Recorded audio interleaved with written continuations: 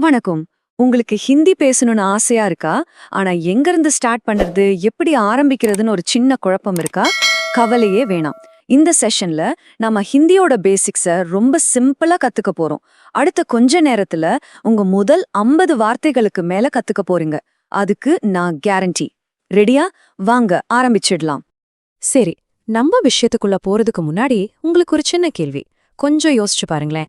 நாம பேசுற ஒவ்வொரு உரையாடலுக்கும் ஒவ்வொரு கான்வர்சேஷனுக்கும் எது பவர் கொடுக்குது, எது அதுக்கு ஒரு உயிரை கொடுக்குது? பதில் ரொம்ப சிம்பிள்.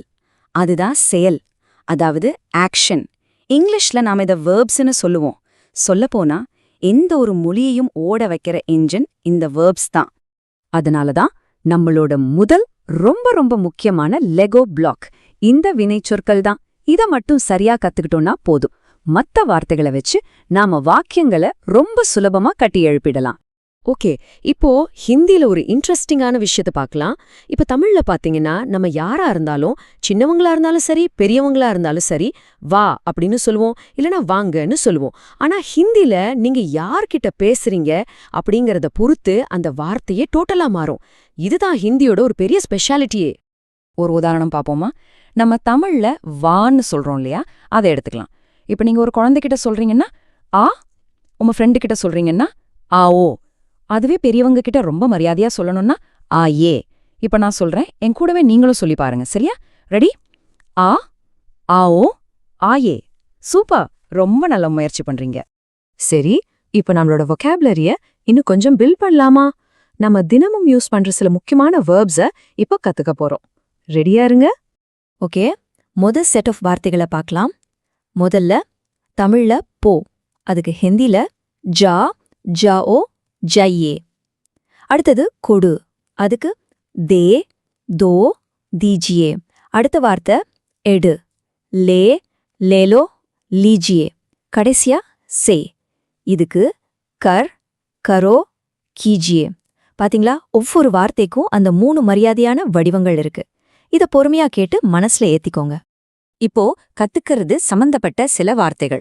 முதல்ல கற்றுக்கொள், இதுக்கு சீக், சீக்கோ, சீக்கியே. அடுத்தது கற்றுக்கொடு, இதுக்கு சிகா, சிகாவோ, சிகாயே.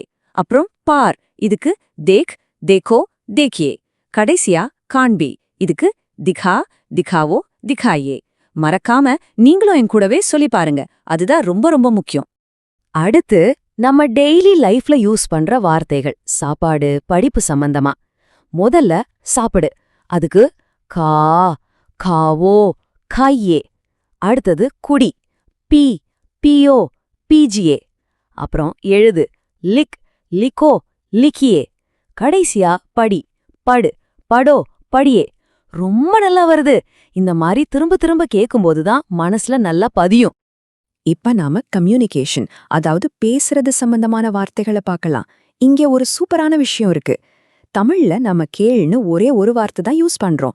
ஆனா ஹிந்தில அதுக்கு 3 அலகழகு அர்த்தம் இருக்கு. பாத்தீங்களா எவ்ளோ ஒரு ஆழமான மொழி. இப்போ ஒரு கேள்வி கேட்கணும்னா அதுக்கு பூச், அதாவது பூச், பூச்சோ, பூச்சியே. அதுவே ஏதாவது வேணும்னு கேக்குறீங்கன்னா அதுக்கு மாங், அதாவது மாங், மாங்கோ, மாங்கியே. கடைசியா காதால கேக்குறதுக்கு டு ஹியர், அதுக்கு சுன், அதாவது சுன், சுனோ, சுனியே. இந்த மாதிரி சின்ன சின்ன வித்தியாசங்கள் தான் ஒரு மொழியை ரொம்ப அழகாக்குது இல்லையா? ஓகே, இப்ப வரைக்கும் நம்ம கிட்ட செயல் இருக்கு, அதாவது என்ன பண்ணணும்னு தெரியும். ஆனா அந்த செயலை யார் செய்றாங்க? இப்போ இந்த கேள்விதான் நம்மள அடுத்த முக்கியமான பகுதிக்கு கூட்டிட்டு போக போகுது. நம்மளோட 2வது லெகோ பிளாக் இதுதான், பிரதிபேர் சொற்கள். இங்கிலீஷ்ல சொன்னா ப்ரோனவுன்ஸ். சிம்பிளா சொல்லணும்னா யார் அந்த வேலையை செய்றாங்க அப்படிங்கிற கேள்விக்கு இதுதான் பதில்.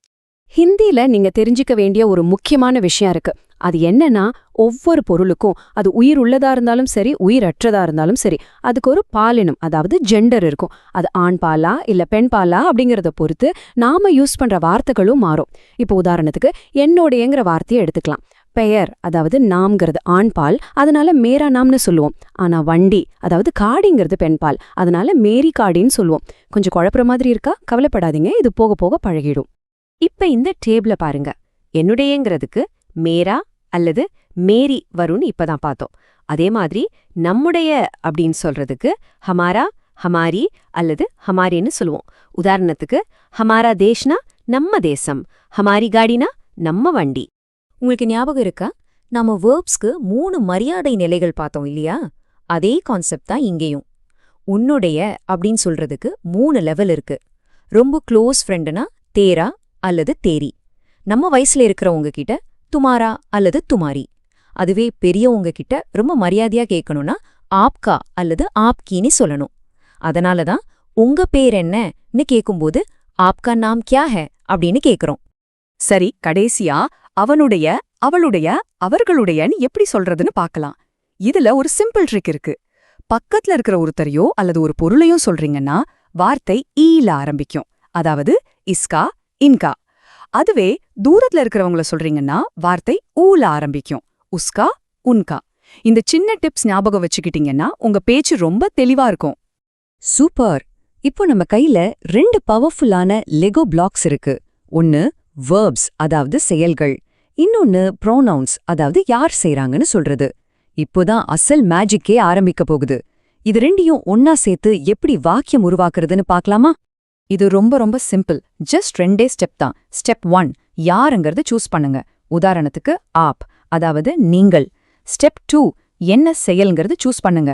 உதாரணத்துக்கு ஐயே, அதாவது வாருங்கள். இப்போ இது ரெண்டையும் சேருங்க. ஆப் ஐயே, அதாவது நீங்கள் வாருங்கள்.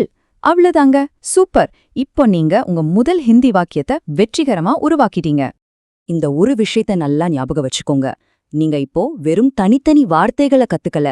நீங்க இப்போ வாக்கியங்களை உருவாக்கறதுக்கான ஒரு முழு டூல் கிட்டயே உங்க கையில வச்சிருக்கீங்க. இதோ ஒரு மிகப்பெரிய ஸ்டெப் ஃபார்வர்ட். உங்களால நம்ப முடியுதா? இந்த கொஞ்ச நேரத்துல நாம பார்த்த வேர்ப்ஸ், ப்ரோனவுன்ஸ், அதோட எல்லா வடிவங்களையும் சேர்த்தா நீங்க 50க்கும் மேற்பட்ட புதிய வார்த்தைகளை கத்துக்கிட்டீங்க. இது உண்மையிலே ஒரு பெரிய சாதனை. உங்களுக்கு நீங்களே ஒரு தட்டு கொடுத்துக்கோங்க. இப்போ உங்க கையில ஹிந்தி பேசுறதுக்கான முதல் கருவிகள் இருக்கு. இத வச்சு நீங்க உருவாக்க போற முதல் வாக்கியம் என்னவா இருக்கும்? யோசிச்சு பாருங்க. தயங்காம சின்ன சின்னதா பேசி பழகுங்க. உங்களுடைய இந்த ஹிந்தி மொழி பயணம் ரொம்ப சிறப்பா அமைய என் மனமார்ந்த வாழ்த்துக்கள்.